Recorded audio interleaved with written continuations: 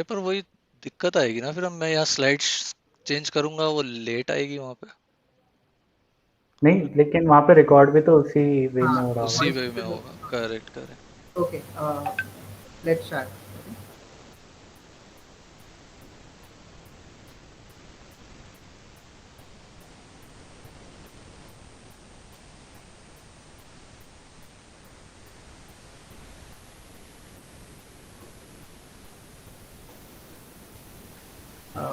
Hello everyone.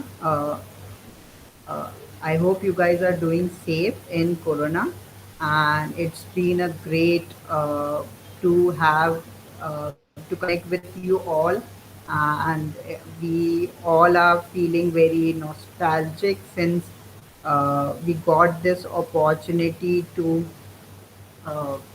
uh, to interact with you guys, and let's make it an interactive session. I request you guys to keep posting your questions on YouTube chat so that we'll take those questions and we'll try to answer all the questions that you guys have. Okay. And so first let me explain what is the motive of this session. Currently the motive of this session is to help you to fill the gap between how you guys can perform good in your interviews, in your everything in your resume building, being in third and fourth year, what you guys can do right now to enhance your profile, to make good impression on interviewers. So that is why we guys are here. So, introducing with myself, my name is Jay Bansal. I graduated from NIT Trichy in 2017 from chemical engineering. I got campus placed at EXL, and currently I am working at ENY as a senior consultant. Uh, in my past 4 years of job experience, I have worked through data analytics, consulting, banking domain with EXL, KPMG, and now ENY. With me, I have Bhavik Jagani, who got campus placed at PwC, and currently he has opened his own startup called Steelify, which he's working on right now, and he'll speak more about it in his session. Then I and Bhavik will be talking about consulting companies and different kind of what happens in the interview, what happens before the interview, how you guys can prepare, how you guys can get 360 degree of uh, 360 degree of these companies, what are consulting companies looking for. So we will be bringing all these things to the discussion. In my side, we have Chirag Jindal, who got campus placed in Microsoft and still working with Microsoft only. Uh, and then we have Pradeep Singh, who got campus placed with PayPal and currently working with startup. This startup is based on cryptocurrency. He'll be talking more about startup and how you guys can excel in software domain, all kind of software domains. Uh, with the Chirag and Pradeep will be helping you through this. So starting with our first session, Chirag and Pradeep will be taking over and they will be presenting how to excel in software companies and how to uh, bridge the gap between college and software companies, since currently software companies are opening for all the departments. So over to you, Chirag and Pradeep. Thank you.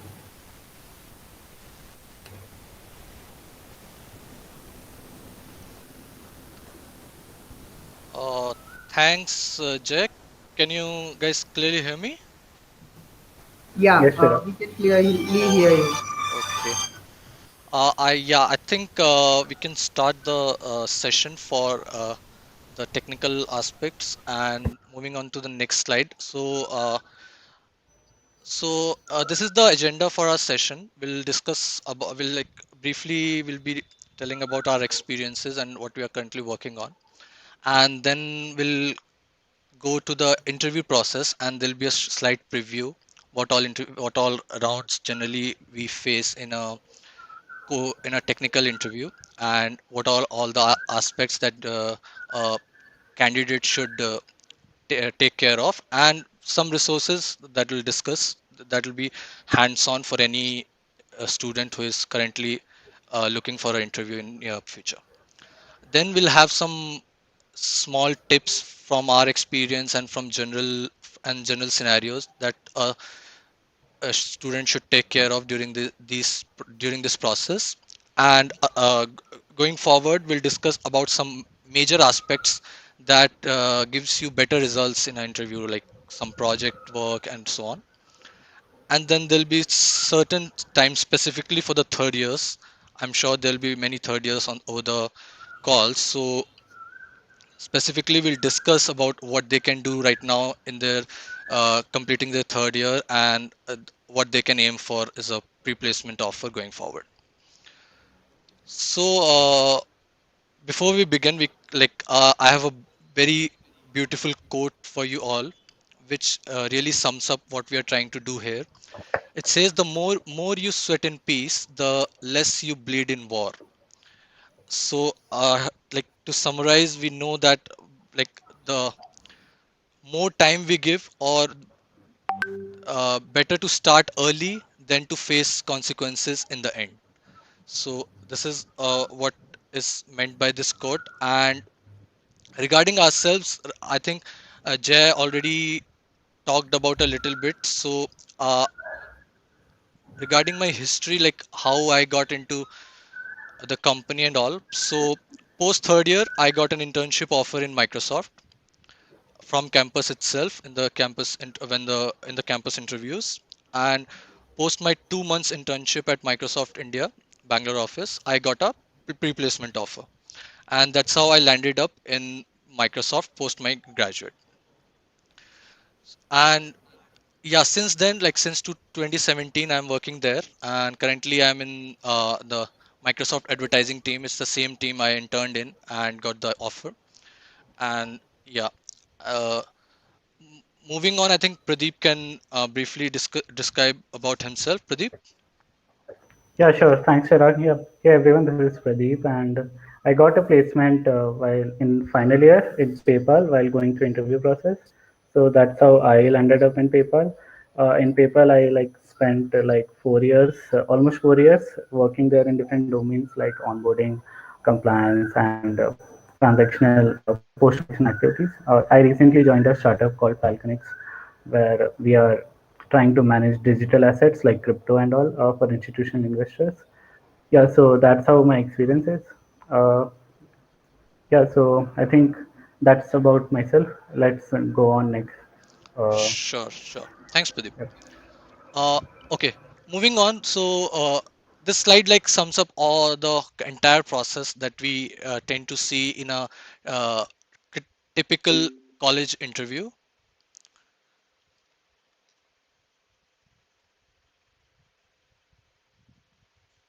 Okay.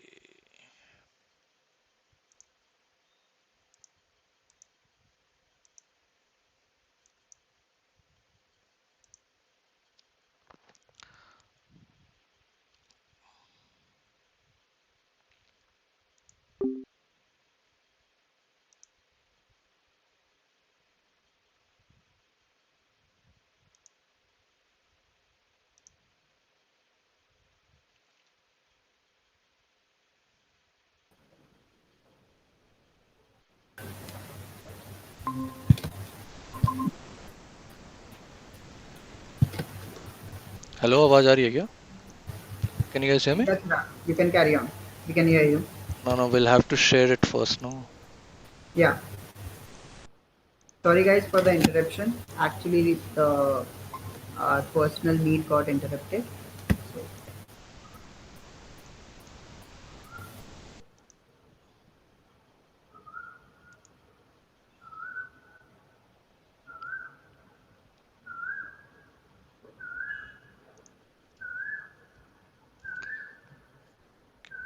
Can one of you check if the stream is correct right now?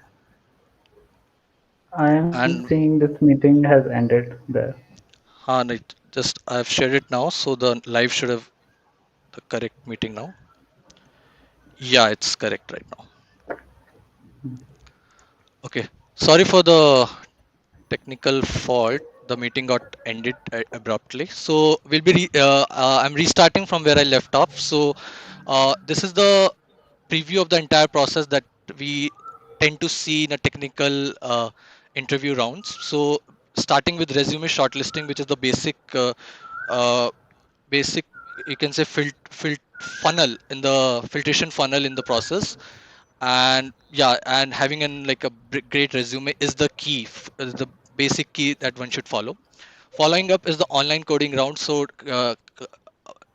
recently, like, companies have started having this online coding round on platforms like HackerEarth, HackerRank, and so on. And this gives them a basic preview of what the candidate is capable of, and they are able to filter out based on the basic questions as well.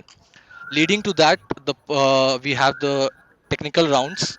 So in this preview, I have mentioned three technical rounds, but they can vary accordingly and based on the company. Like, some company go for two technical rounds, some can go to three as well. So technical round basically starts with algorithms and data structures, the first and the basic foundation of any candidate who is going for a technical interview, leading up to a academics based interview or a technical round where questions based on your subjects like operating systems, DBMS, can be asked. It's a very you can say a round which is not definitely you'll face it, because as I told you before, companies follow their very different processes. Some go just for algorithms and data structures and not for the academic subjects at all, but some definitely ask questions on operating systems and DBMS and so on. Leading to the third technical round, which is an optional technical round.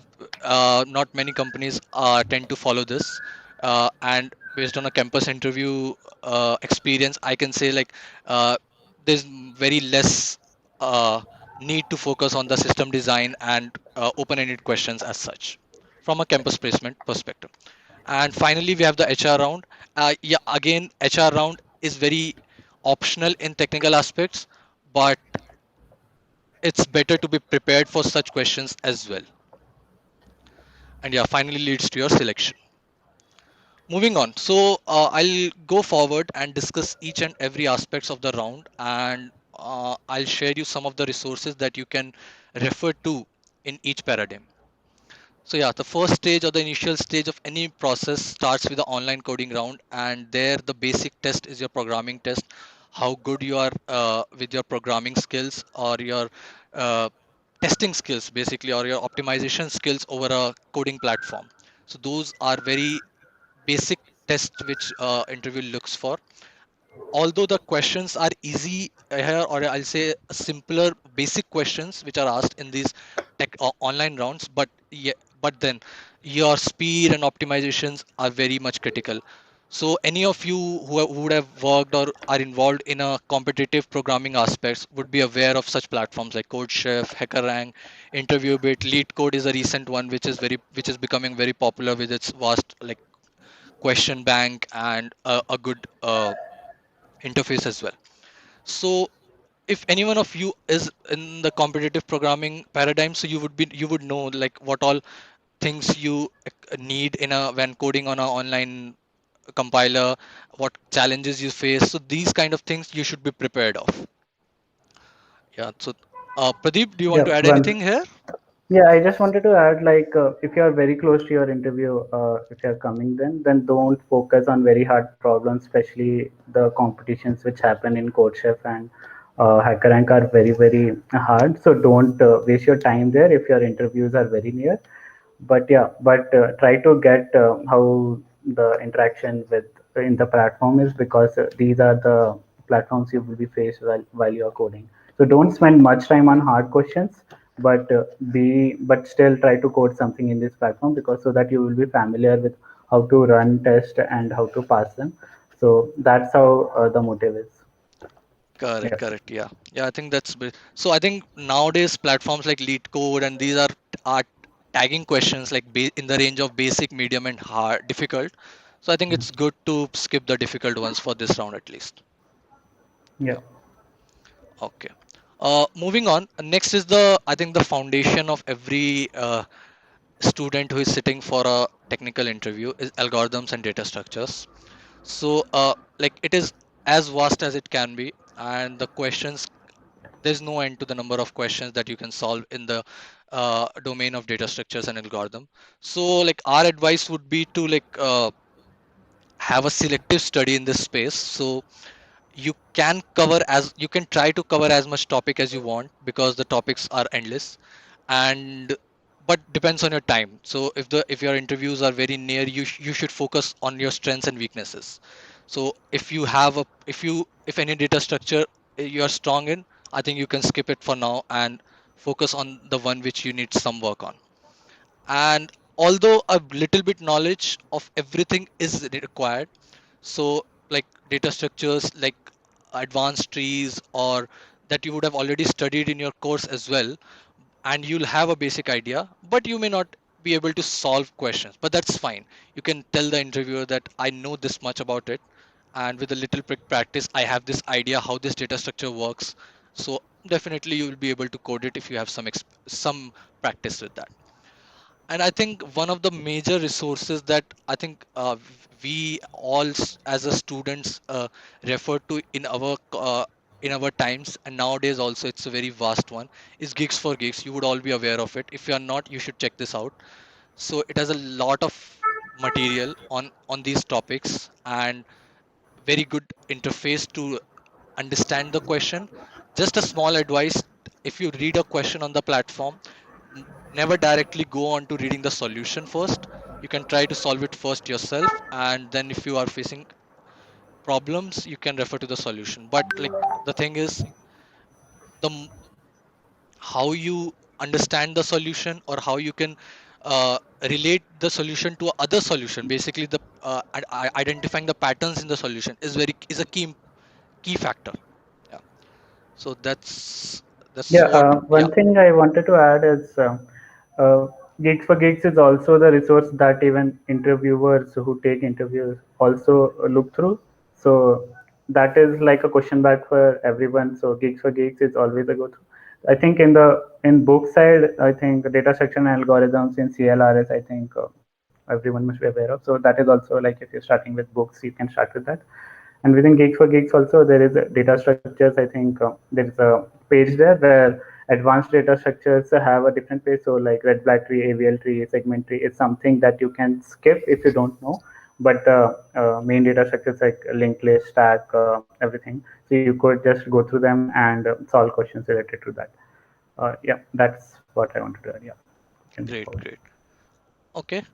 Uh, let's move on to the next section, which is the academics.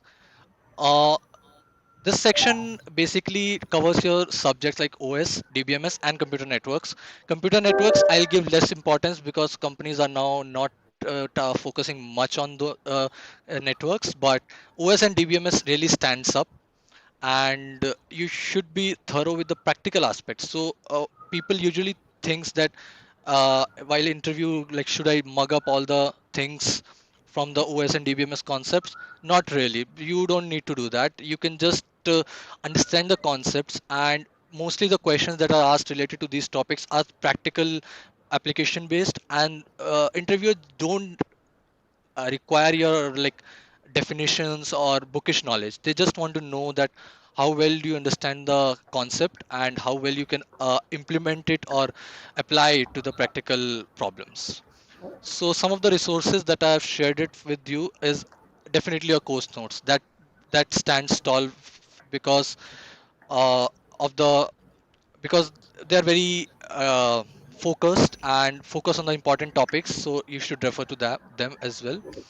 And definitely a course book, which is, I think this is a very popular OS book by Gelvin Gagne. And for DBMS, along with your course notes, Kaurth and Sudarshan is a very prescribed syllabus book as well as for the preparation of interviews, so you can refer to these. Yeah, on this, also for non-CSE students who are not from computer science, some companies do ask for your branch and then go into this section because this is not something which is taught in every branch. So they might skip this section if you're not from computer science engineering. But if you are a computer science engineering, you should know these.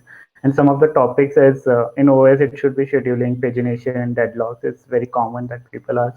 In DBMS, I think normalization, asset properties, a comparison between SQL or NoSQL database is something people usually focus on.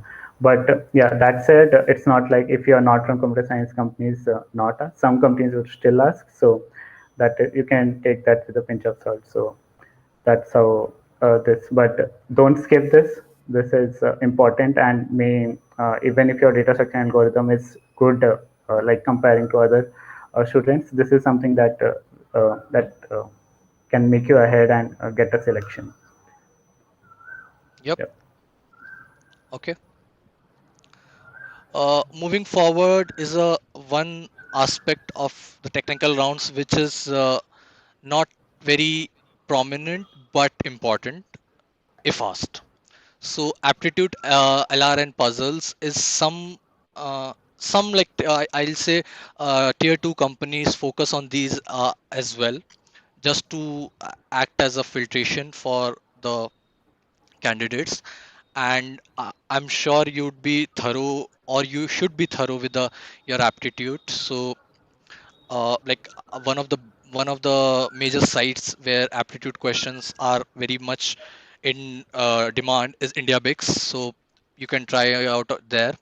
If not, you should definitely check out IndiaBix. So there are various kinds of tests there, time test as well. Because in like from my personal experience, aptitude tests generally test your timing skills as well, like how fast you can solve these many questions. They are very simple questions, but your speed and your but your speed really matters there. So you should definitely practice these time tests. Try to solve 10-20 questions in 10 minutes, 15 minutes, and like the the major practice is to reduce your time. So if you go to IndiaBix, you'll see like there is a definite patterns or concepts in aptitude, like time and speed based questions or work related questions. So these are general popular patterns of questions that comes in aptitude. So if you know the pattern, or and if you know the concept, you can solve as many questions. Speed really matters there. Yeah. Yeah, I think in this one, even the companies, the first day companies which come, like the earlier companies like Amazon or Dish or such companies usually don't focus on these. But the companies like Chirag said, tier two companies, not we can generalize in tier two, but some companies like Samsung do ask this. So especially in the online rounds, after coding, they also ask aptitudes and these kinds of questions. So it should be in your practice. Not don't focus like a lot of time into it, but if you have a practice of doing at least twice or thrice in a week, that should be good enough.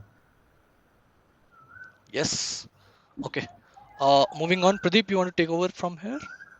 Yeah, so this is now let's see what needs to be done while you are in an interview, right?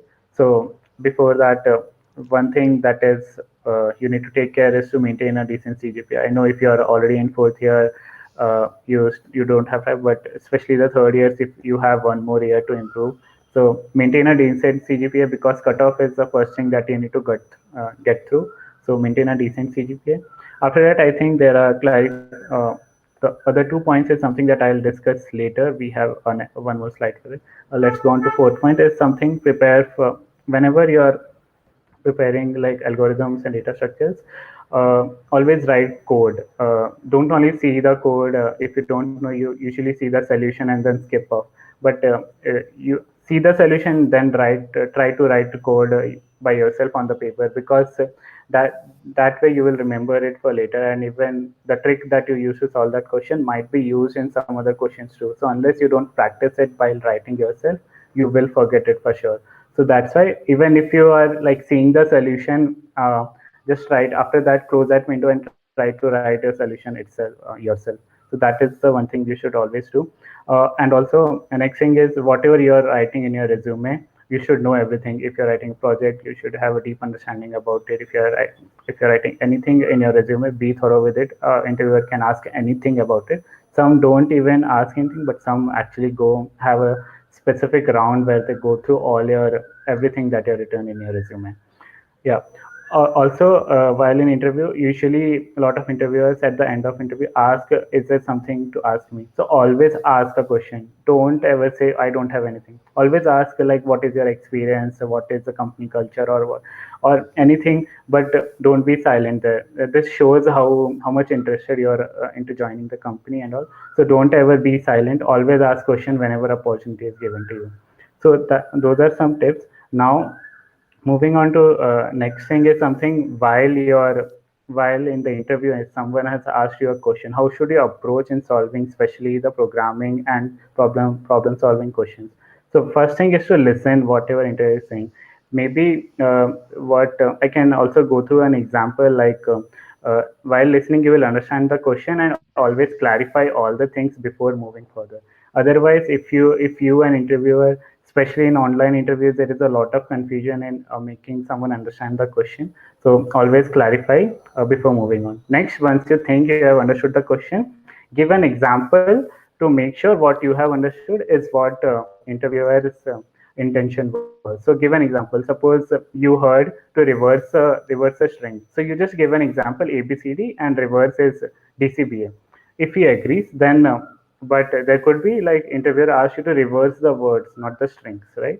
So if your string is the reverse of the string is all the letters is of A space SI, but actually what he was expecting was reverse of words. So is the reverse of words. So that's how while giving examples, if there is any conflict or something, you will get resolved by giving examples. Sometimes interviewers give examples by themselves to make you understand the question, but sometimes if it's very simple, you need to give example to make sure that whatever you have heard is understood by you and is the same what intention of interviewer was. Next thing is to go to brute force solution. Don't always jump into the right solution. Most of the time it is the case. I see the candidate know the solution already because you have practiced a lot. You might know the solution, but control your excitement there. Don't jump into the right solution as is. Always give the brute force solution. Never let the interviewer know that you already know the solution, because that actually kills the purpose of interview, because they always try to give you a new question and try and see you solve the question. So don't always show the excitement that you already know and jump into solution. Give a brute force solution. Don't start writing code. Maybe just write pseudo code if you want to make them understand. Otherwise, verbal communication is also good enough. And then one interviewer agrees to it, then you can try to optimize and come to the last solution to it, and then give a walkthrough of whatever code you have written. And sometimes interviewer might give a variation of questions, especially in online interview. They do this so that you are not copying. So they do a variation of the question, go through it, and only write the full code only when interviewer asks you to. Otherwise, just go through the pseudocode and verbally explain the solution. That should be good enough.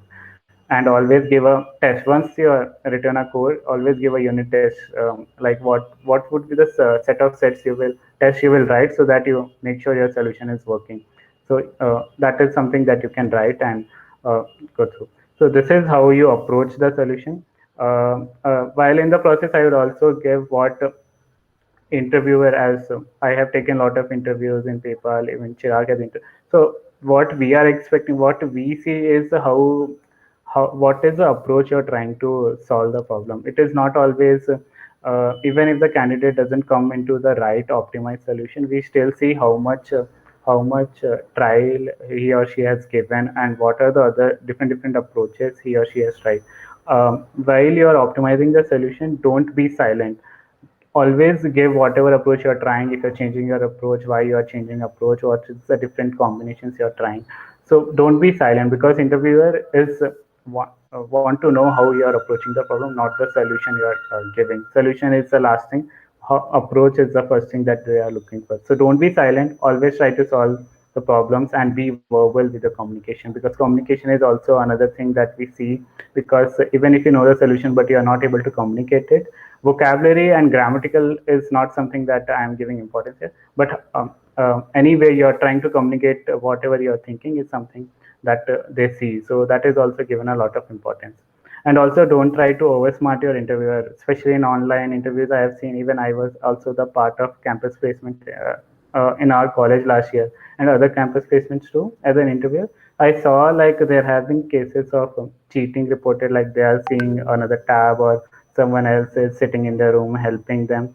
So don't try to oversmart your interviewer. They are more experienced than you, and they know when you are cheating, and you will not even know when they got to know. So it will only not only harm you but also the college reputation. So don't even try to do that. Even if you're not able to solve the question, you can still go through. But if they caught you using unfair means, there's definitely no to you, and might affect the candidates too. So don't even try to do that. Yeah, I think that's about how we should go through an interview. Let's go on next, Chirag, or Yeah. something you want to add. No, no, that I think that pretty much sums up everything. Yeah, another thing is the project. So whatever projects you are including in your resume, be thorough with it and add GitHub links or live demos to your projects. It just adds to your resume. So while you are discussing, if you are showing a live demo or maybe a live paper, the paper links or something that are published based on the project need. So that is something that gives an impression to the interviewer. Or if you have mobile app, you can show it in your mobile. Of course, keep it silent by that time, but keep it with you, so that giving a live demo of your project, or if your project is some theory based which you publish the papers, you can even include those links, and that gives a good impression to the interviewer. So always include the projects in your resume.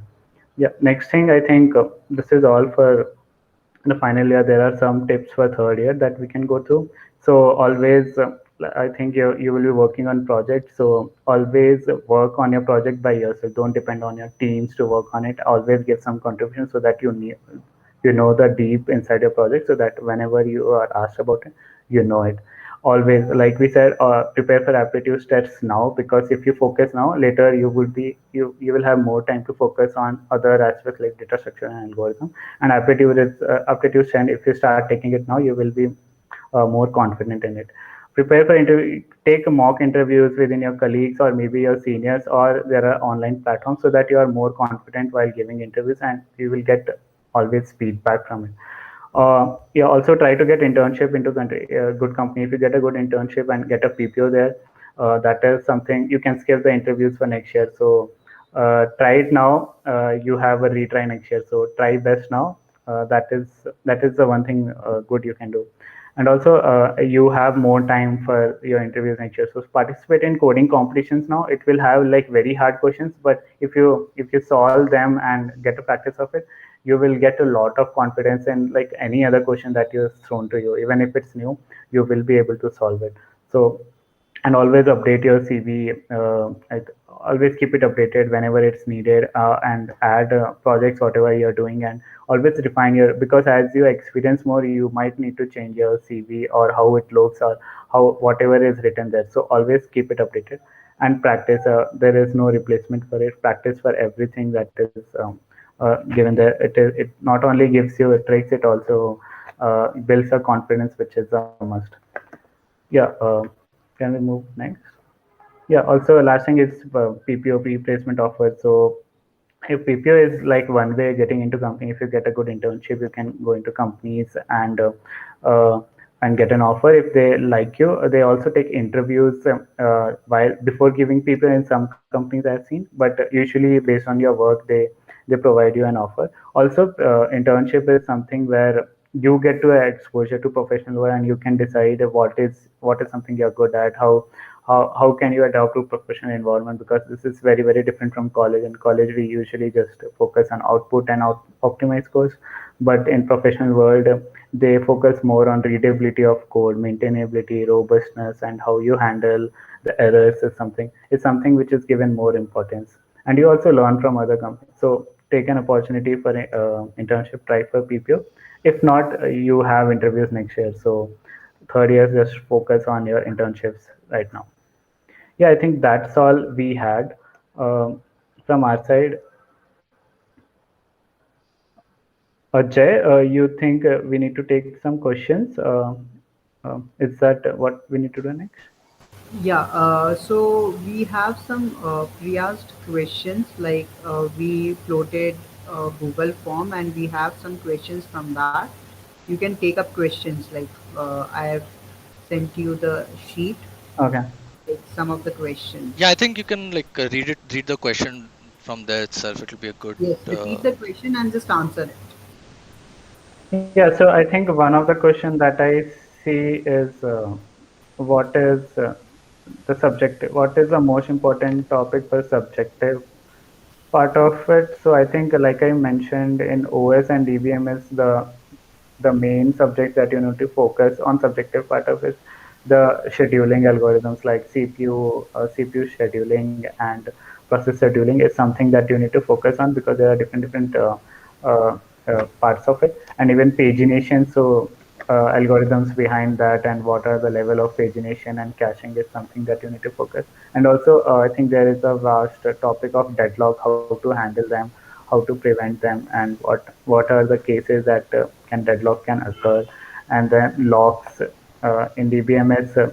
In DBMS part of it, there are logs uh, logs while reading and writing DB. You should have logs, and then in DB there is normalization, asset properties. So these are the some things in theory you should know. In computer networks also you should know. Usually people ask how if you type a google.com, how does it get connected to server and you get response. So in this whole process, what is what are the different hops that are involved that you get the data, and what are the different steps involved in network. So usually these are the things that people ask. Chirag, you want to add something Yeah, there?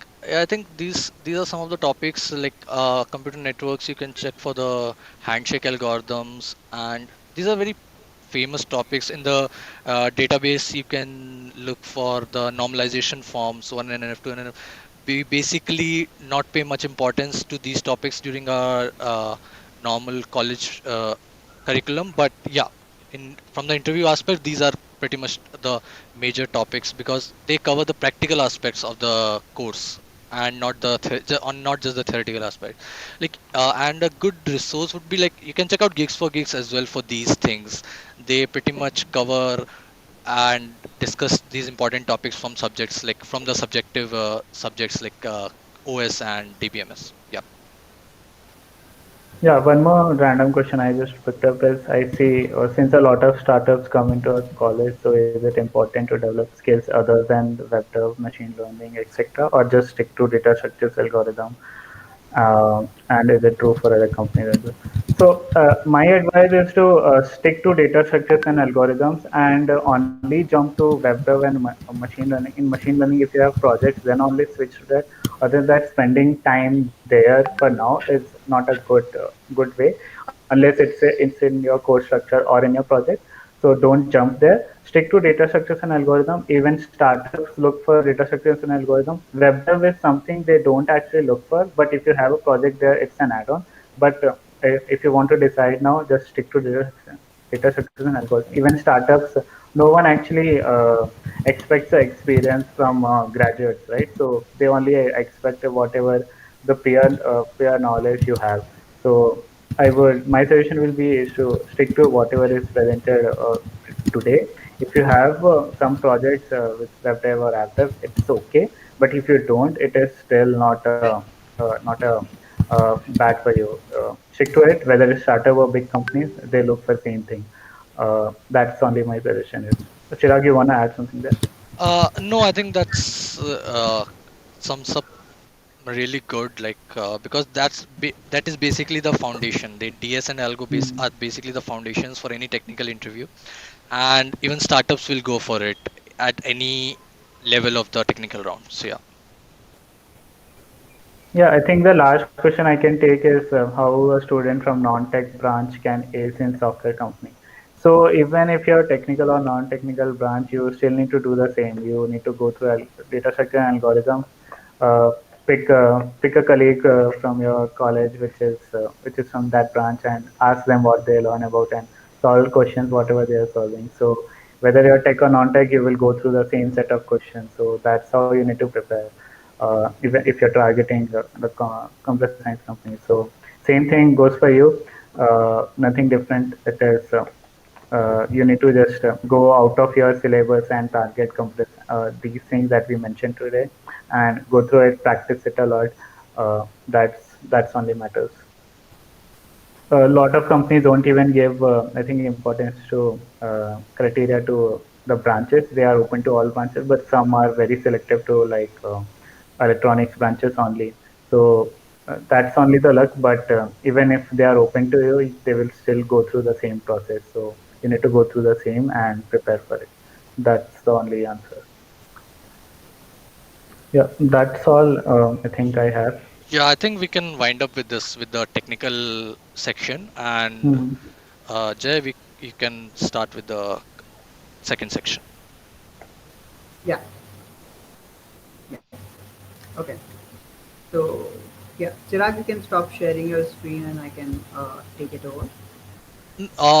No, you can share it from share the whatever you have from Okay, your got it. screen, and we'll have it here. Got it. Yeah.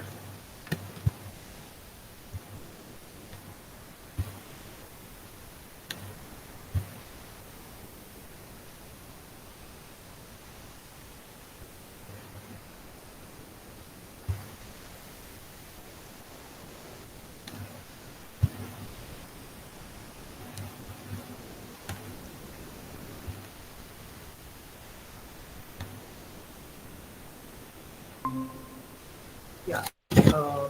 I hope you guys can see my screen. Yes, Yes. it'll be better if you make it to a presentation mode. Yeah, I've just made it to the presentation mode. Can't you see it? No. Yeah, I think yeah, it's a bit delayed, I guess. Yeah. Is it in presentation mode for you guys? Not yet. One second. Give me a minute. I'll just stop sharing and share it.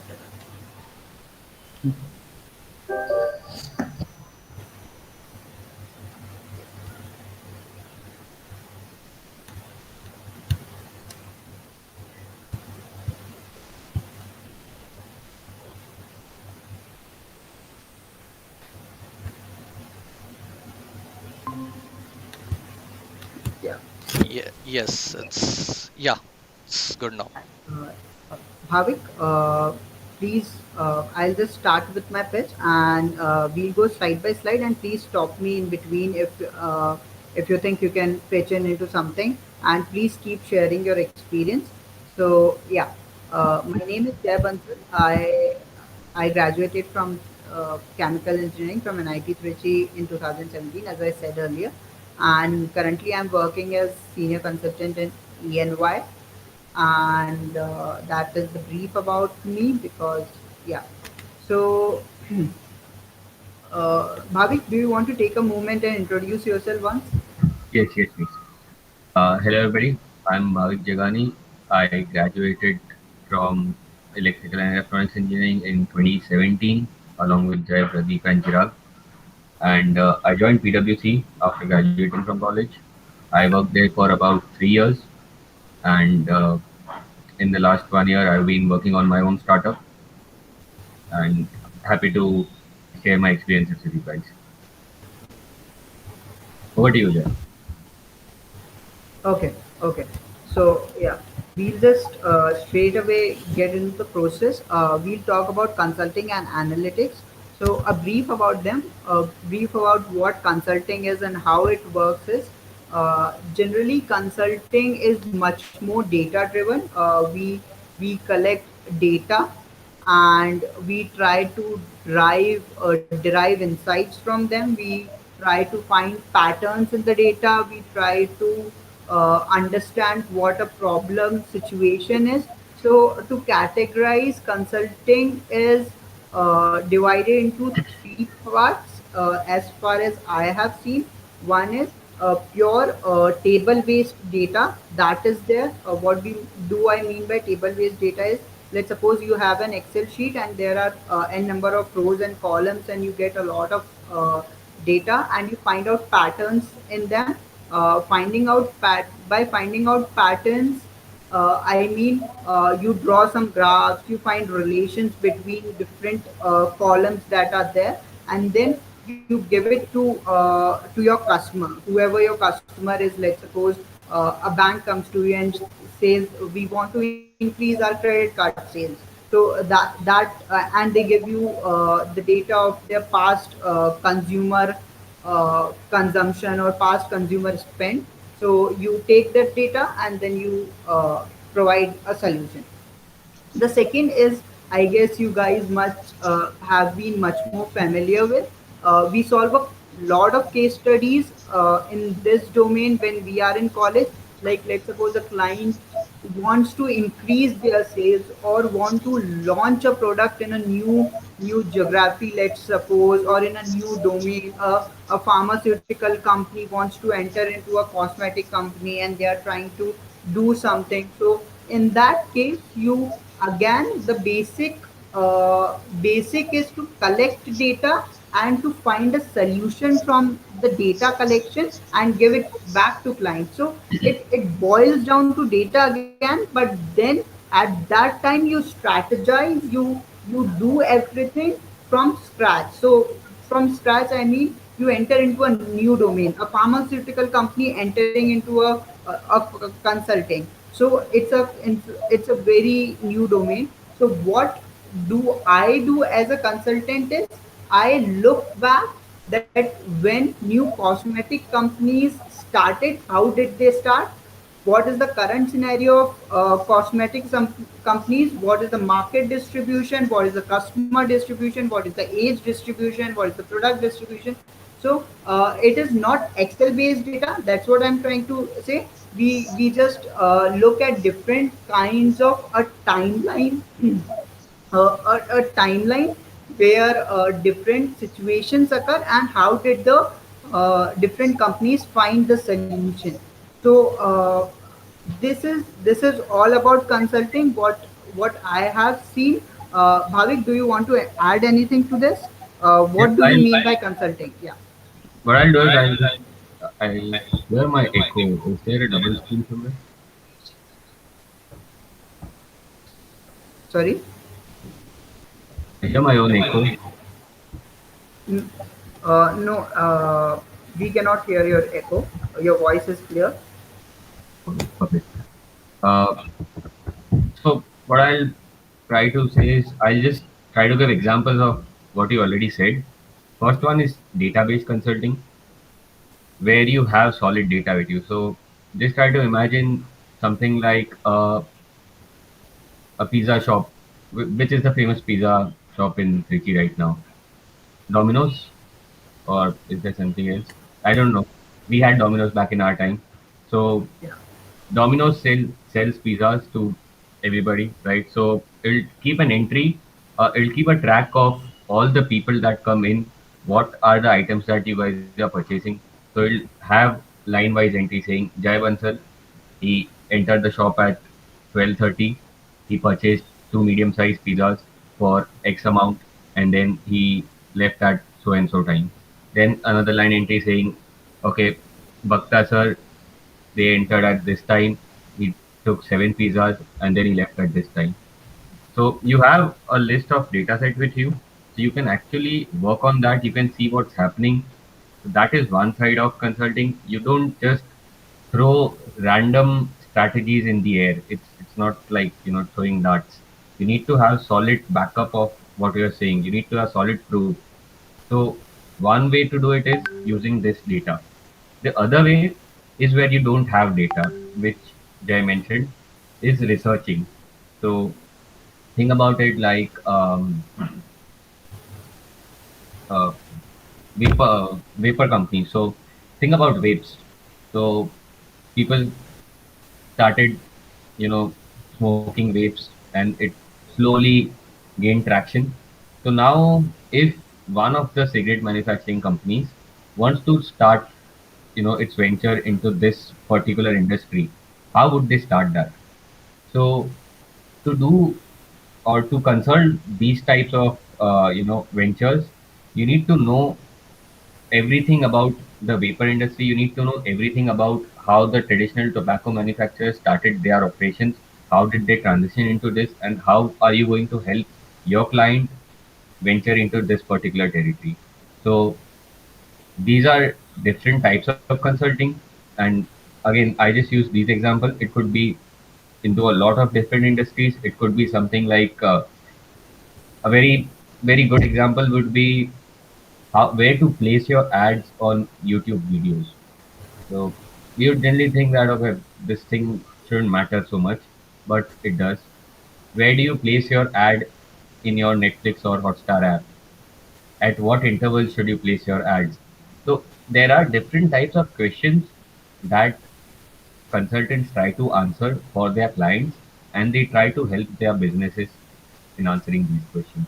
So consulting is basically it covers everything. So whatever query your client has, you try to solve it with them along with their help. You try to do some amount of research, and then you together come up with a solution and work that out.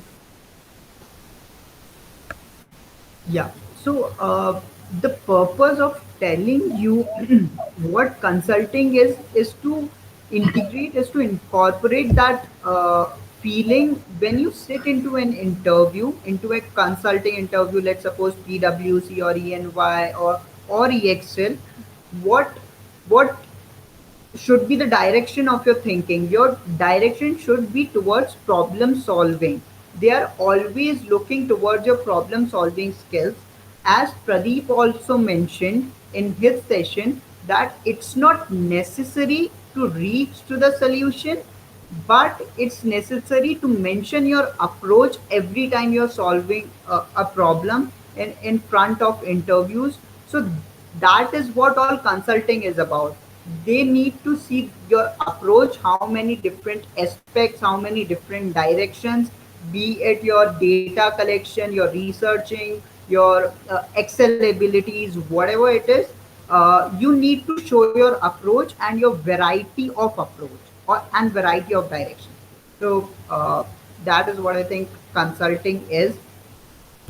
Then the second thing that I we want to talk about is the process. Currently, you guys are in third year or fourth year. So, what you guys can do right now and what is the general process? I hope you guys are all aware of this process, that this is the process. First, there is an online quant or aptitude test. Then there is a group discussion. I think some companies take group discussion, some companies do not. And in corona, a lot of things have changed. Over the fall, group discussions have changed a lot. Then there are technical rounds, and then there are HR rounds. So these are four steps in your process. Uh, Bhavik, do you want to add in about anything about the process? Any point that I missed? No, Jay, we seem perfect. Okay, okay.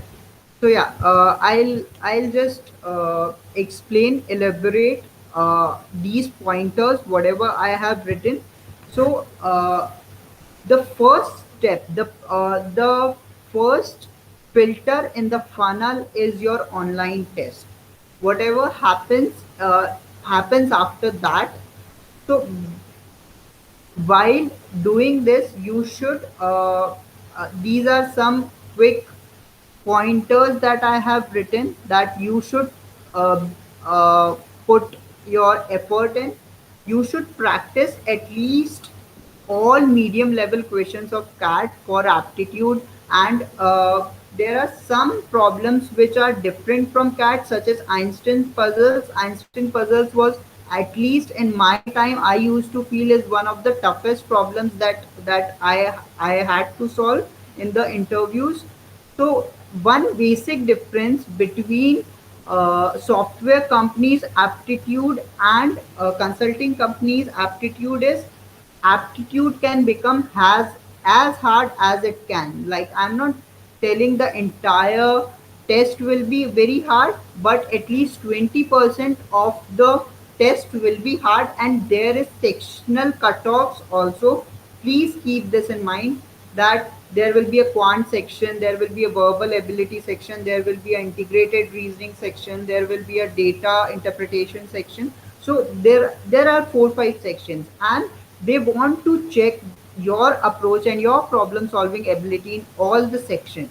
So please practice all kinds of problems that are told to you by training and placement, and you should at least be above average in all those problems. So you should solve all the basic problems that are there in CAD books, some at least 20 to 30% of hard problems, and all the medium level problems. So this is all about online tests. Uh, Moving on to group discussion. The group discussions that I have seen at ENY in Corona times, which happens over the phone, is I have seen group discussions of ENY, KPMG, and PwC. PwC I've never worked, but there is a close family member who works in PwC, and I've seen the person taking the interviews and the group discussions. So what interviewer or moderator does is they give you a topic, and they give one by one everyone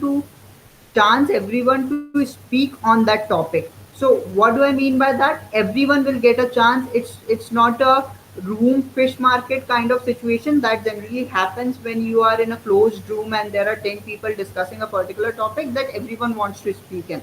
So one thing is, you can keep your calm, you will always get your chance. Some pointers that so when I was taking GD, group discussion of a particular panel, what I was told to do as moderator was to check if the person, let's suppose you are fourth in the order to speak, so it matters if you refer the points that first three speakers had said. It shows that you were listening to what they were telling. It's not necessary to agree with every point. It's not necessary to negate their every point, but at least if you can refer, take notes, if you can refer what they have said, it's very good. Second point, let's suppose if you are the first one to speak, so you won't get any chance to think. So there is a high chance that you will get two chances to speak, like one in the initial part of the group discussion, one at the end or somewhere in the middle. So uh, so it's impromptu. First one, it's impromptu. You have to be very quick, you have to be very don't be hesitated, like just keep your calm and talk whatever you want to talk about. Third thing, it's hard to articulate things when you are doing things online, when you cannot see each other. Sometimes it's audio only call, and there are group discussions on audio only. So it's hard. So make a habit to articulate your things in different points. Just say, I will say 3 points. First point is this, second point is this, third point is this. In that you can refer whatever the different speakers have spoken about, whatever you have researched in the past if possible. So all these things. So this is one set of things. Now second set of things is, in this also as a moderator, what I am looking for, that you are a team member. Second, what is your problem solving approach? Are you bringing any new point? So the weightage to approach of problem solving is lesser than team building. Okay, please keep this in mind, because I have a PI lined up in which I can check your problem solving skills to a much greater extent. So don't get nervous if you do not bring any new point or any critical problem solving point to the group discussion. So these are some things that you should keep in mind while doing a group discussion. Bhavik, any comments? Okay, go on. I'll just summarize it at the end after the Yeah. 4 rounds. Yeah,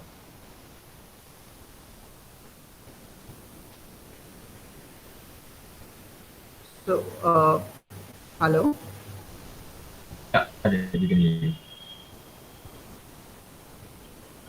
I'm sorry. You said you were summarizing. No, I'll just summarize it after Okay, all the got it. 4 points after the HR round. Yeah. So then technical round. So what happens in technical round is puzzles and case studies. So ZS, PwC, EXL, then Deloitte, all these companies, they give you puzzles, and the puzzles are all over. We will share our bank of puzzles and case studies after the session, whatever we have. So puzzles and case studies are there. You need to. So I'll share my interview experience. In my interview, I got three puzzles and one case study. In those three puzzles, I already knew one puzzle because we practice a lot of puzzles at in our practice. Second one, I didn't know it before, but I solved it there. So there was a plus point. Third one, I didn't solve, but I gave him an approach. So, first point, as Pradeep also mentioned, keep telling what you are thinking. Because what sometimes happen is you are stuck at very small point, and you are going into the right direction, and the interviewer is there to help you through the puzzle, through the case study. So please keep narrating what you are saying. So this is one part of it, puzzles and case studies. Second comes internships. So I a lot of time I get this question, Jay, if I want to get into consulting, what do I go for?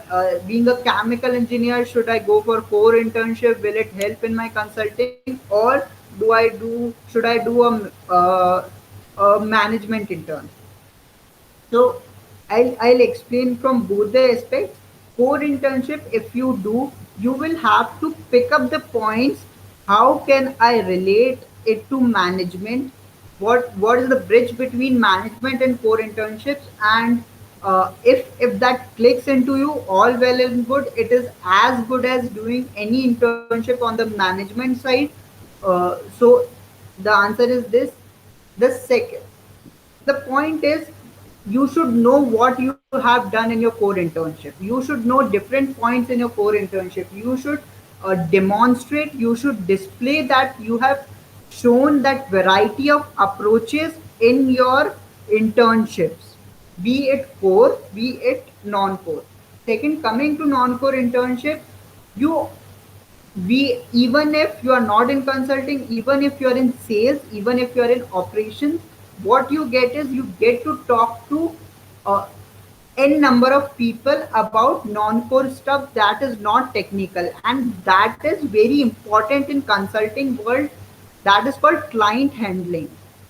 So you will not, you won't have to fill that gap, that what should I say in my intern, should I put this pointer, this is core, this is not non-core and all. So this is the uh, point with non-core internships.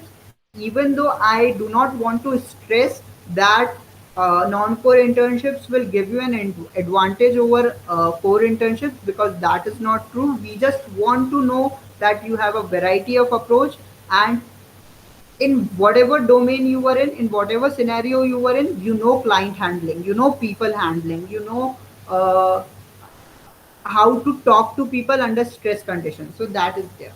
Third one I have written is CFA actuaries.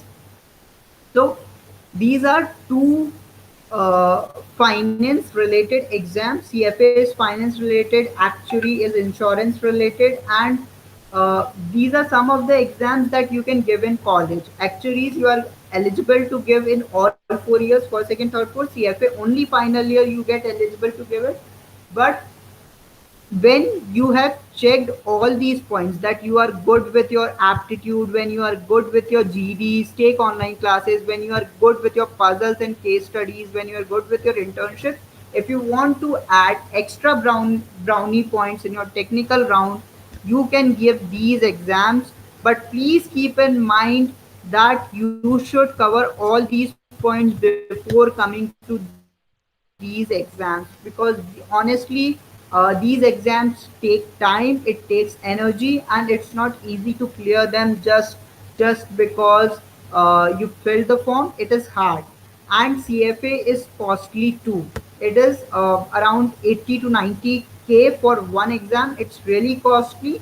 So please go through the entire curriculum and see uh, course if you want to go through these exams. Actually is a little cheaper. It is like 6 to 7K. So uh, please be cognizant of this. Then comes to HR round. HR round is to understand what our mentality is. So I summarize HR round into three kinds of question. First is, do you know anything about the company? And it was asked to me it in EXL. And after I joined EXL, when I got an opportunity to take some interviews, what is the motive of that question is, do you are you aware of things that are happening around you? Are you even aware of what company interview you are giving?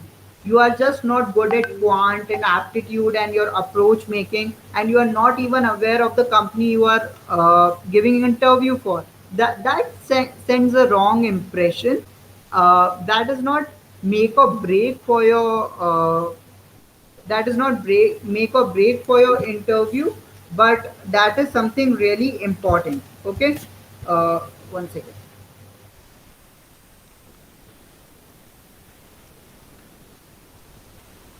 uh, Yeah, am I Jay, just a second. So there's a certain technical fault. So we'll just wait for 2 minutes and then we'll rejoin.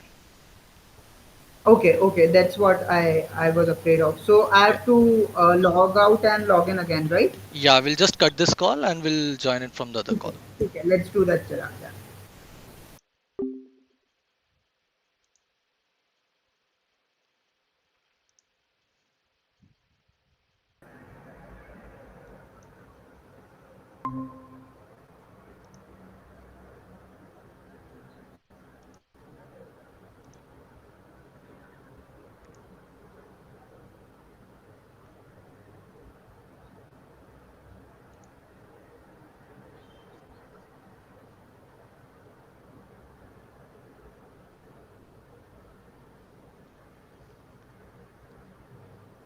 We'll just wait for Jay to join and share his presentation.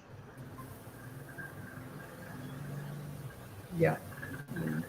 Thank you, Chirag, for taking care of this. Yeah. Uh, can you? Let me share my screen. Yeah, can please share.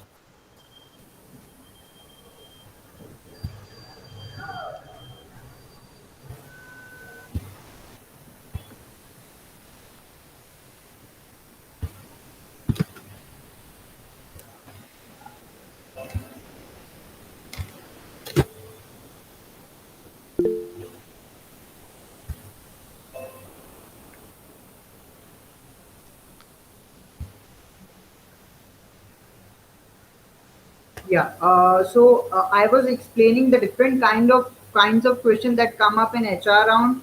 First one is, have you read anything? Do you know anything about the company? So there's a thinking around that you need to be aware where you are sitting, whom you are talking to, and everything. Second kind of question is, what have you done in your life? Tell me something that is not written in your resume. And we try to post it off. We try to play it very nicely that we are the hero of the world. Please be honest. Don't boast it off. Just you can just even tell a story that created even a small impact in your life, or impacted your thinking process in some or the other way. You don't have to boast anything. The third one is weaknesses and strength. Again, people try to boast it off. Please don't. Please be honest, because they just want you to be honest, and they just want that you know yourself, what you lack at and what you are good at. So that is why strengths and weaknesses. So, and is your pitch coherent? What you said in your story, what you said in your strengths, what you said in your weaknesses, and there what you said in your earlier rounds. So is your story coherent? Because so that is it. So this is all about the rounds. Bhavik, over to you if anything you want to add or summarize. Yeah. Yeah, thanks. Sid. I don't have a presentation as such, but I just try to summarize most of the things that you have said here and add few of my points. So, all in all, I would say consulting interview process, they check your confidence, they check your attitude, they check how good a team player are you, and they try to see if you'll be a good fit in the company you are applying for. There are many consulting companies out there. Some of them only do some types of consulting, technical consulting, or they major in a particular field like oil and gas, things like that. And there are other companies, consulting companies, which consult in all the industries out there. So the key key thing or a key filter test we say is if you are applying for a position in any of these companies, and if I am an interviewer, what I would like to see is if I am traveling somewhere far off with you for a consulting engagement, would I be happy to have you along with me, or would you bore me during my flight? This is one of the first filter tests that the interviewers generally have. So they try to see if you will be a good fit in their team or if you would not. Second, to see about being a good fit or not, it all boils down to your attitude. What do you talk about? Is there any common topic of interest? So it's nothing. I'm not saying all of this is related to consulting. It's more about how do you talk with a person you just met. Do you connect at a certain level or do you not? Now, how to do that? So when you start with any interview, the first question that the interviewer throws at you is tell me about yourself. So tell me about yourself is a very good question for you because the ball is in your court. You can take the interview whichever way you want, right? So you can introduce yourself and you can say, I like to play tennis and I like to swim. So interviewer will keep those things in his mind. Okay, this person he likes to play tennis, he likes to swim. This person she likes to drive or drive a car or she likes to do this. So there are certain things that you can certain bits of information that you can throw in this tell me about yourself question that the interviewer will keep in mind, and then they can take the interview in that direction. So this is the first question where you have the ball in your court. After all of the introduction part, the ball will go into interviewer's court. They have to ask you about everything else. So this is the first question. I generally always advise people to have a good write up about tell me yourself, because even right now for those of you who are listening, if you think about it, you'll have a good introduction up in your head. So if somebody asks me tell me about yourself, I'll tell I'm Mike Jagani, I do this, I do that. But when you actually speak up, you'll forget half of those things. So it's a very good practice to write down about yourself. Like, what are you going to say when a person asks you, tell me about yourself? This is the best question the interviewer is going to ask you. This is the only question where you have the key in your hand, right? So this is the, I would say this is the first part of the interview. After that, the second questions They can all vary. They can go either into case studies, like I mentioned. It can either be group interviews, or it can be uh, simple aptitude questions. Now, again, I'll just repeat what Jay said. What the interviewer is trying to do is they are trying to see how are you trying to tackle a particular problem. What is your approach? Some of these questions that the interviewers throw at you, even they don't know the answer to it. And there can be multiple ways to solve those questions. What they want to see is how are you taking taking a challenge and how are you going to solve it. So it's a very good practice to always write down or speak out loud whatever you are thinking. You can take 5 minutes if you want. If the interviewer asks you a question, like I'll take an example from my interview. So my interview was scheduled at 6:30 a.m. in the morning. So the interview asked me, what time do you get up? Did you get up for this interview? I told him I woke up at about 5:30, took a shower, light there. But yeah, I had to tell him I took a shower and then I came here. And then he was like, okay, tell me how many people would be awake in your college at this time. So I took some time. I told him, give me 5 minutes to think about it. I made groups of people, college. You have all the BTech and PG students. You have BTech, BR, PG students. Then you have uh, all the faculty. You have all the supporting staff. You have mess people. You have security. So I made these lists on a piece of paper, and then once I was ready with my answer, I told him, okay, so here's here is how I would solve this question. Here is how I would solve this estimate for you. And then I walked the interviewer through the whole process. And then there were points where he would ask me, okay, why do you think this? Don't you think this would be a better way or better approach for a particular thing? So we we had a conversation back and forth, which was a very good thing because the interviewer would be bored if you just keep on speaking. Always try to make your interview a conversation. You need to gain the other person's interest. So we had a good conversation about how many people would be awake at 5 a.m. in NIT preaching, and then the interview proceeded with different questions.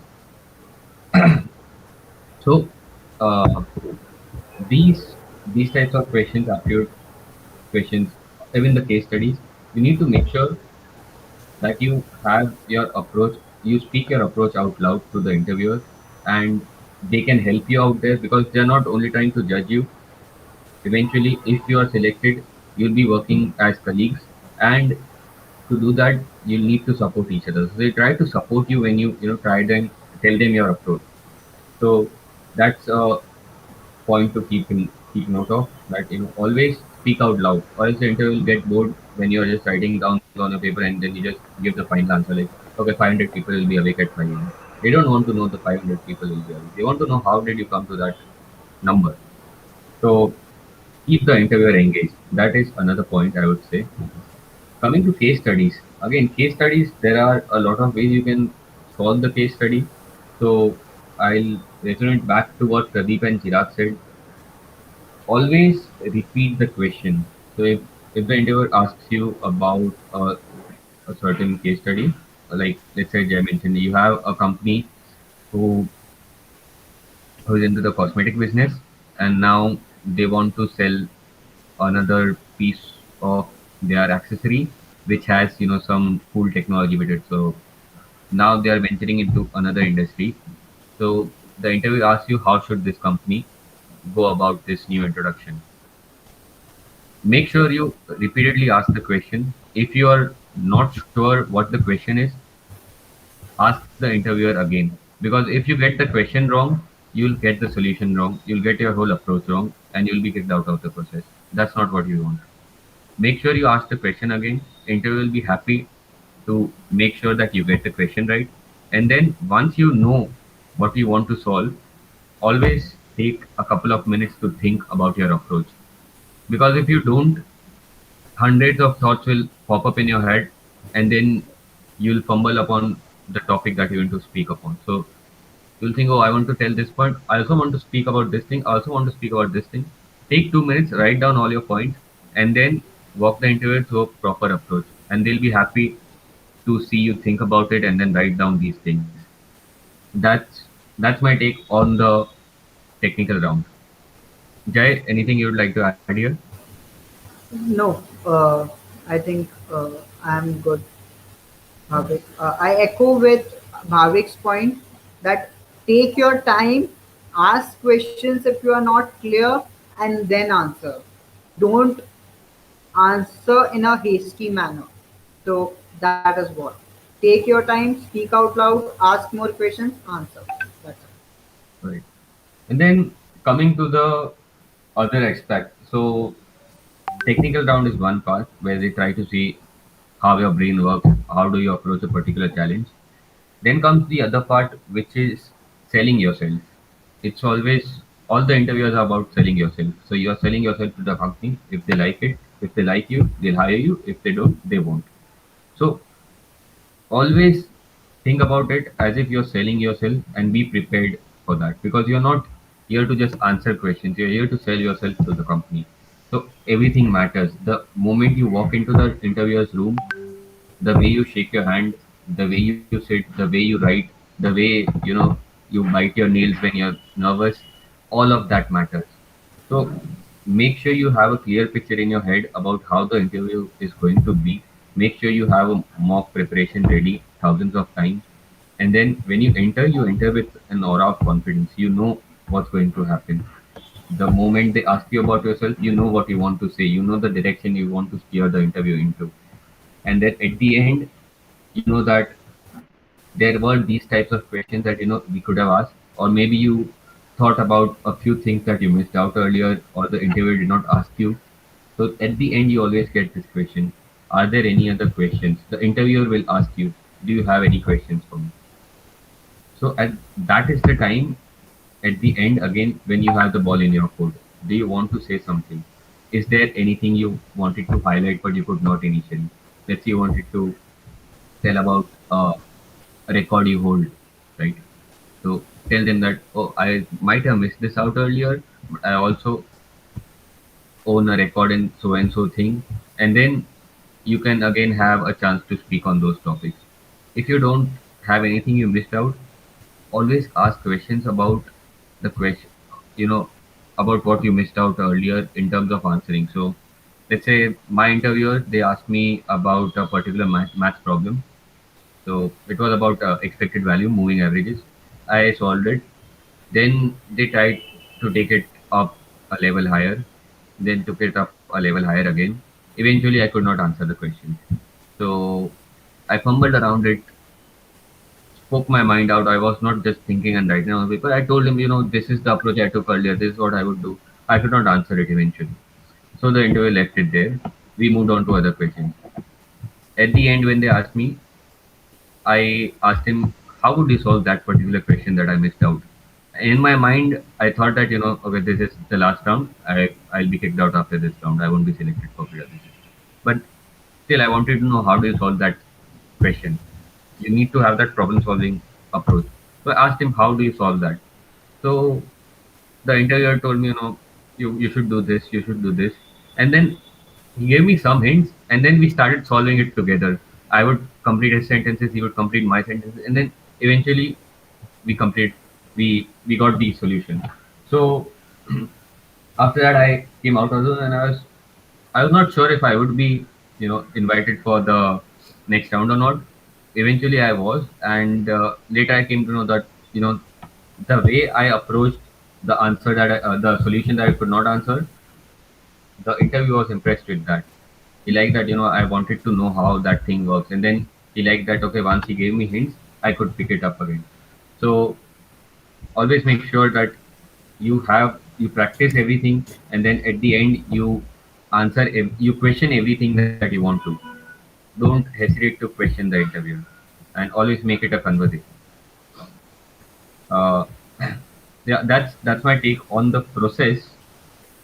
About other things, I wanted to talk about one major thing that many people think about: why would consulting folks hire us, hire bachelors? Why wouldn't they generally go hiring MBAs? Why would they hire us from NIT Trichy? So if there's anything else you want to discuss, Jay, I'll please go ahead, or else I'll take this up later. No, Bhavik, you brought up a very good point. Please take that up first. Yeah. Okay, all right. So this was again a major question that bugged me, and I know that bugs a lot of people. That if there are companies out there who are only hiring from good MBA institutes, why would they hire us when we only have our bachelor's degree? So there's a lot to it. It's not just a degree that matters. It's again how your brain works, how do you approach a solution, and the way we have been groomed at NIT. They know that these people have been through these processes at college, and these guys would be able to stand up in times of challenges, and these people would have this certain problem solving approaches, which is why certain companies come to our college, which is why certain companies have this thing that they'll only hire from NIT and IITs and these colleges. They won't hire from other colleges because they know that throughout the years our alumni who have been placed there, they know how they think, and then they also know that these colleges groom their students in a particular way. So that is a benefit that we have. We have the NIT brand with us, which is a very good point. So that's a plus one for us, even though we don't have MBA with us, MBA degree with us.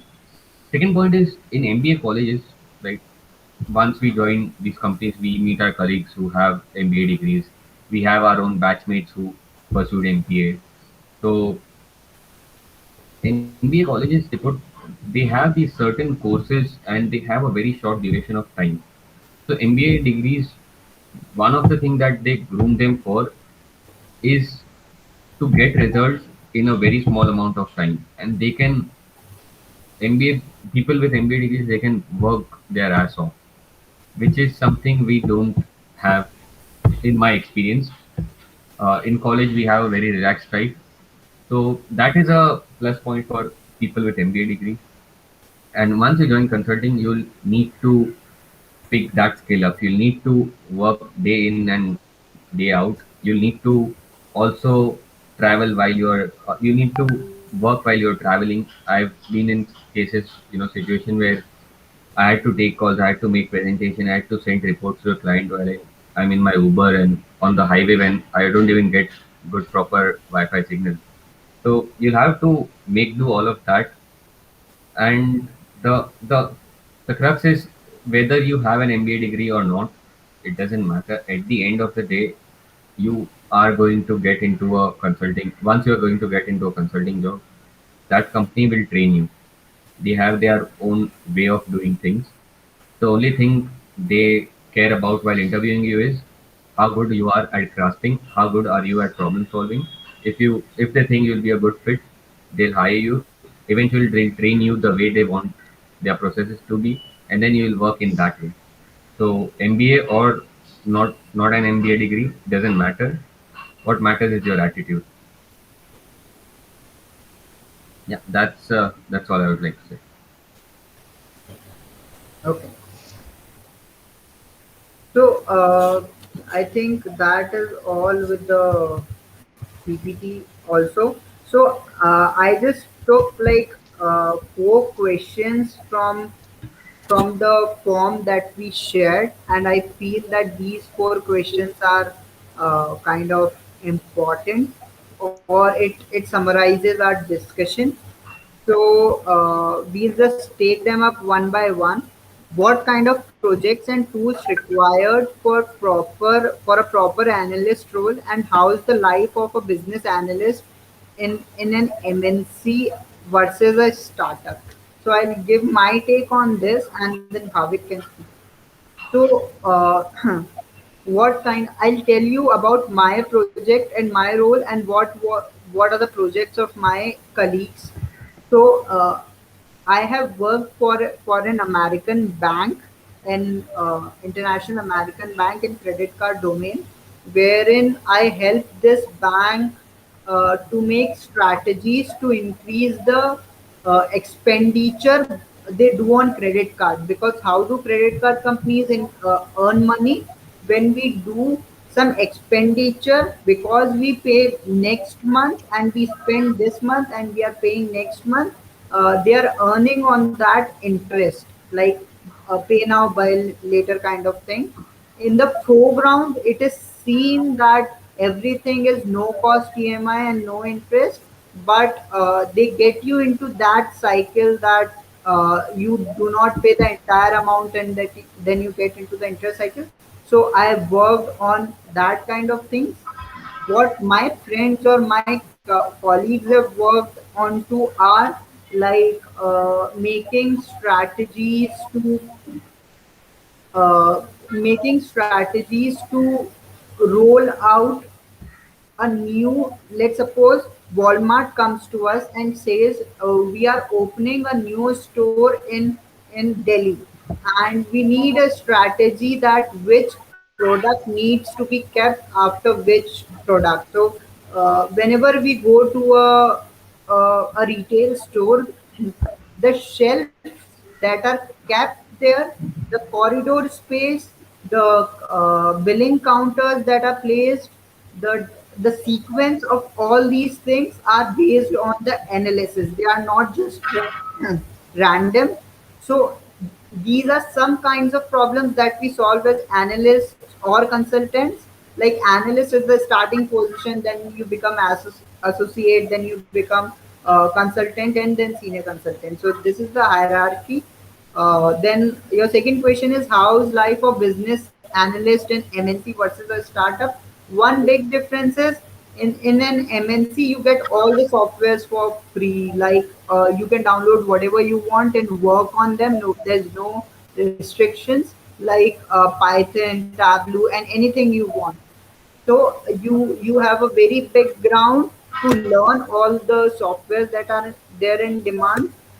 In startups, because of funding crunch, they don't let you download any software you want, and you have to optimize your problem solving. You have to crunch your insights from whatever, even sometimes by only using Excel. And that is different kind of learning. You are trying to optimize everything you want. You become very fast. You don't waste space. In MNC we tend to waste space because we have a lot of space and a lot of softwares, but in startup you don't. From work wise, MNC will have a lot of big clients. Startups sometimes take small clients also, which gives you ground experience at hand. Like if I'm working for an American bank, I do not know what kind of campaign they are going to launch and how will that affect the US population. But if I'm working for a small consulting company which is helping some retail store in, let's suppose, Big Bazaar in Jaipur, then they will know that this hoarding is because I need this strategy, something like that. So this is the difference what I feel. So Bhavik, anything you want to add? Uh, so I'd like to take another shot at it. What kind of projects and tools are required for a proper analyst role? So, as an analyst, one should always be prepared to learn any tools that are readily available and any tools that the client wants. So it's not necessary that you always use a particular set of tools. There are few tools that some companies uh, some companies are good at. So in my company, we would generally use Python, R, Alteryx, Excel, SAS, few of these tools. But it's not necessary to use these softwares. Another thing is projects and tools required for an analyst role. So it's not just these softwares that you're using. You also need to know as an analyst where do you get your data from? Where would you try to get information about the thing you're working at? So, like they mentioned, if you are venturing into a new industry, then you won't have proper data for it. So you're not really going to use any softwares that you mentioned. What you're going to do is you're going to go on the internet, you're going to go on proper websites and search for these things. You're going to scrap some of these, news news tabloids, and then you're going to scrap for information about these things. So it's not always about softwares that you're going to use, but two things.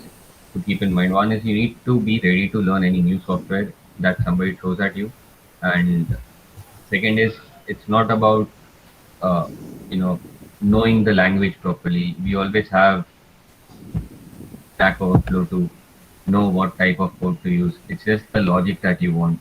So once you know what's the logic for your analyst role, you need to just go to Google it, Google your code, Google about how to do so and so, and just copy paste your code. But you need to know what you want to do, step one, step two, step three. So that's the thing required for an analyst role. And difference for a startup and MNC. So MNC, you have a very organized structure already available. So as soon as you join, you have a training program. They give you or they teach you certain tools. Then they have these, training training modules available even after you have been onboarded. So people will you'll see a lot of guys posting things on LinkedIn. I got this badge. I am certified AWS certified in AWS. So you'll they'll have these training modules available, a proper course where you can learn these things. At a startup, you won't have that much time with you. So you'll have to make do with whatever you have and in a very short span of time.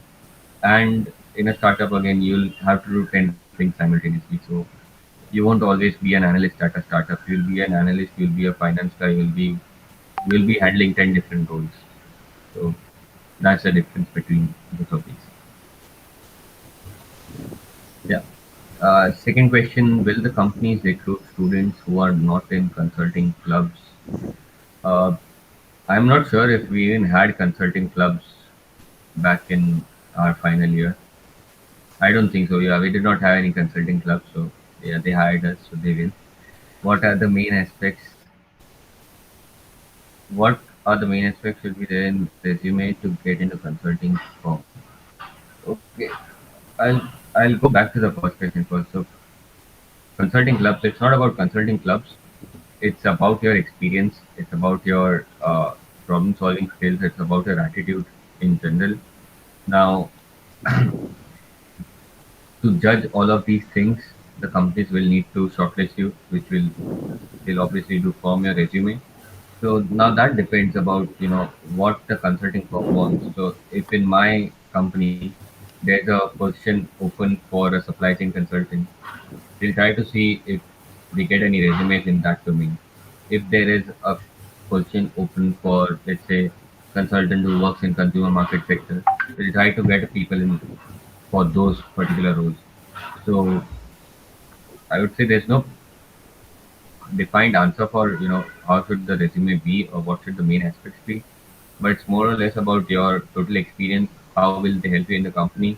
So even if you don't have any consulting experience, obviously nobody has that. But if, let's say, you are good at digital electronics and the company is into consulting one of these firms, they will hire you. You don't have anything called as consulting knowledge. It's about what knowledge you have, and then the second part is communication, communicating it to the client. That is something you learn on the go. So that that's my take on the second question. Jay? Yeah. So second question, I completely agree with Bhavik. We didn't have any consulting clubs, and that is not what they are looking for. They are looking for your problem solving and everything that we said. Then, what are the main aspects? Same thing should be there in your resume to get into a consulting firm. You should be crisp and you should articulate your things as if you're selling yourself. So articulate your things in the best way you can and try to if you can put some numbers. So let's suppose I did an internship with delivery in my third year ending. So my third year end internship was with delivery. So delivery is, for the people who don't know, is a logistics partner, a courier and logistics partner. So I brought like 10 new clients for delivery, which uses courier services on daily basis, and I'm not talking about the small courier services like marble murti makers that were there in Jaipur. So they were on daily basis. They were sending murtis of 100 to 150 kgs. Uh, so you can use numbers that I acquired 10 new clients. I was handling 50 existing clients and so many orders. Like in a week, if you have handled 100 orders and the revenue that generated. So bring up some numbers, bring up variety, the clients you have talked to, most of the names. So I'm just talking about local moti makers. Let's suppose with delivery you brought a new a big client, which let's suppose Snapdeal is a very big name, but in the initial stage when Snapdeal was small, if you had brought it to delivery to deliver all the consignments through delivery, if you were a part of it, then just mention big names, numbers, brands, and everything. So yeah, what are the things that we need to know to get an internship for this domain? Uh, so to get an internship, the things you need to know is, I think, whatever you have done, you just need to know it. And if you can be good at Excel, if uh, just just mention all these points. MS Office, if you are good at MS PowerPoint, because presenting is a big part in consulting. So at college level, second, third year, when you're looking for internships, being good at Excel or PowerPoint, and keep looking for internships on Internshala, on Let's Intern, and all these websites. Start reaching out to LinkedIn. So how did I get my delivery? Someone from our college alumni was in the founding sales team of delivery in Delhi. And I was reaching out to him, and he straight away said to me that I can get into a sales intern. And I didn't have any intern back then, and he helped me through that. So start contacting people, start working on your soft skills, your technical skills such as Excel, PowerPoint. All these will land up into this domain. And I need more clarification, insights into analytics and consulting area. I think our introductory narrative was explaining this only. So yeah, I think we have. I have answered all the four questions. Bhavik, your take on that. Uh, so I need more clarification inside into analytics and consulting area. Uh, so how consulting started was without the use of data as we know today, right? So back in the day, they would try out some new methods. They would, let's say, we are talking about a warehouse, right? So uh, let's say I sell sandwiches.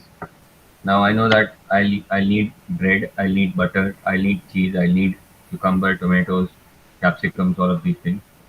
Now, if I'm selling four different types of sandwiches, I don't know how much sales will I get for each particular type of sandwich. But I know that in a day, overall, I would be able to sell 100 sandwiches. Now, the split about these four different types, let's say grill sandwich, normal sandwich, and two other type of sandwich, it could be 25 each, or it could be maybe I sell 50 sandwiches, 20 normal sandwiches, and 30 of the other two categories. So, if I am the business owner, and if I go to Jay and I tell him, Jay, I want you to consult me on this thing. I am selling these many sandwiches, and this is how I'm running my business. Is there any efficient way to run my business right now other than what I'm doing right now? So, Jay comes up to me and he looks at my shop and he's like, okay, you know what you should do? I've noticed you, I've studied your movements, I've seen how you make sandwiches, how you store them. What you should do is you should keep the bread ready. You should keep the bread ready with butter on it. You should also chop off some of your vegetables, which go in all of these four categories. And you should have at least 10 sandwiches of each of these category ready because you always have demand for 10 sandwiches in a day. So I do this. The next day I wake up, I go to my shop, and then I make these preparations. So now during the day when the customers come to me, let's say during the lunch break, I have a certain amount of buffer ready with me and I'm able to sell it quickly. So now I see, oh, I don't have people waiting in line at my shop, which is why people are not going to other shops and they're coming to my shop because they know they'll get a sandwich quickly. My sales are also increasing. So this was how the traditional consulting would work in the early days. People did not have proper data. So they would come, they would see how the things are going, and then they would try to give their views on it. People would experiment it would work, sometimes it wouldn't. Nowadays, consulting and analytics, or data analytics in particular, it goes hand in hand because in today's world we have data with us. So if you are telling me something, you need to have a proper support for your claim as a consultant. I need to have a proper support of my claim if I am advising you for something. And how do you get that proper support of the claim? You get it through data.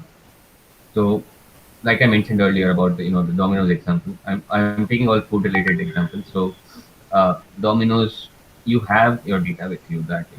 10 a.m. Jay Bansal entered into a store with three friends. He ordered these three pizzas for this much price, and he left at this time. 12 a.m. Bhakta sir entered with five colleagues. He ordered these pizzas. He left at this time. At the night, you see some first years, they entered at this time, they left before 8:30. Okay, you have this data. Then you have it for Tuesday, Wednesday, Thursday, you have for different days. So now, because you have this data with you analyze it. You don't really need to go there and sit there at Domino's and look at how what people are doing and make entry of all of these things. You just have this data, you analyze it however you want to, and then you go to Domino's and say, you know what, there's a lot of traffic coming in on Friday night. A lot of people coming. What you should do is for Friday night, you should have some extra hands helping you, or maybe you should keep few of these things ready on Friday night. Also, you notice that what, Monday and Tuesdays you get very less sales. So maybe for Monday and Tuesday you should be model your strategy like this. You should maybe have discounts on Monday and Tuesday. So when the Domino's guy asks you, why are you telling me these things, and how do you back up these advices, like what proof do you have, you can say go to your data and you can see Monday you only sell 100 pizzas, Friday you sell 500 pizzas. So you have solid backup. And how do you get this backup? By analyzing the data, which is what analytics is. You have the thing ready with you. All you have to do is you have to pick up the right points and present it in the right manner, which is what consulting is. I hope I answered the last thing.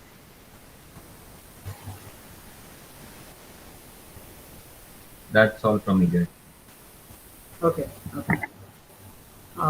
So I think we are done with most of what we wanted to share from our side, and we are like 15 minutes above our planned time. So I think we are going to wrap it up, and we are going to share uh, our contact details with you guys through Sanjay. Uh, so that is it. I want to thank Chirag, Pradeep, and Bhavik for taking out time and helping me putting this session. And I want to thank Mahesh Yogi also, who has really helped us in developing content and developing the structure of this session. And above all, I want to thank Bhakta sir and Sanjay who helped us and who allowed us to take these sessions. We'll share our contact details and you can reach out to us through it, mail us your questions, and we'll definitely answer each and every question that you have. Thanks a lot, everyone. Thanks for giving us the opportunity to share about our experiences, guys. Yeah, thanks everyone. Thank you. Thank you. Have a Thank good you, day. everyone. Bye Bye. Bye bye. bye. Bye.